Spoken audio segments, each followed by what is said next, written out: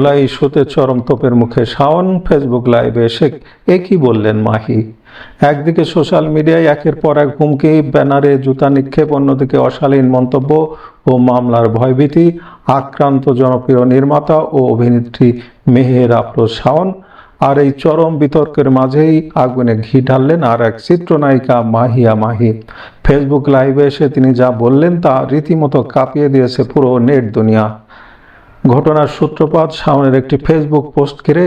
Social মিডিয়ায় চিরকালই স্পষ্টভাষী মেহের আফরোজ শাওন সম্প্রতি জুলাই সিডিআই হ্যাশট্যাগ দিয়ে একটি পোস্ট করেন।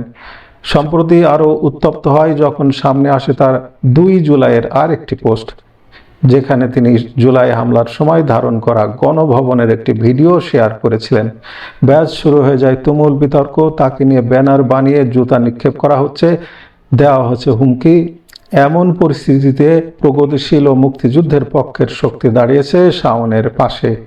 আর ঠিক এমন সময়েই শাওনের পাশে দাঁড়িয়েছেন ঢালিউডের আর এক চিত্রনায়িকা মাহিয়া মাহি। ফেসবুক লাইভে এসে তথাকথিত জুলাই যোদ্ধাদের এক হাত নিলেন তিনি।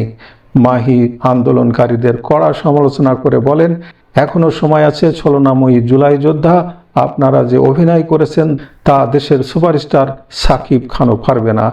মাহি অভিযোগ করেন, জুলাই আন্দোলনের নামে সাধারণ মানুষকে ধোঁকা দিয়ে শেখ হাসিনাকে ক্ষমতাচ্যুত করে দেশকে ধ্বংসের দিকে ঠেলে দেওয়া হয়েছে। সাবেক প্রধানমন্ত্রী শেখ হাসিনার পক্ষ নিয়ে মাহি এক বিস্ফোরক দাবি করে বসেন। তিনি স্পষ্ট জানান, শেখ হাসিনা কোনো ছাত্র জনতাকে হত্যা করেননি। আন্দোলনকারীদের দিকে সরাসরি আঙুল তুলে তিনি বলেন, আপনারা অভিনয় করে ছাত্র জনতাকে মেরেছেন আর এখন শেখ হাসিনার উপর দোষ চাপিয়ে দিয়েছেন। দেশের সাধারণ মানুষ এখন সব বুঝে গিয়েছে। 5 আগস্টের রাজনৈতিক পট পরিবর্তনের পর বিনোদন জগতের অনেকেই যখন নিশ্চুপ, তখন মাহির এই সরাসরি অবস্থান জন্ম দিয়েছে নতুন বিতর্কের।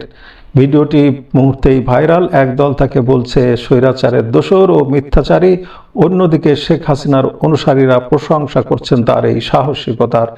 রাজনৈতিক ও বিনোদন অঙ্গনে চলা এই ঝড় কোথায় গিয়ে থামে, এটাই এখন দেখার বিষয়। শাওন ও মাহির এই অবস্থান নিয়ে কি মতামত? আপনারা কি মাহির কথার সাথে একমত?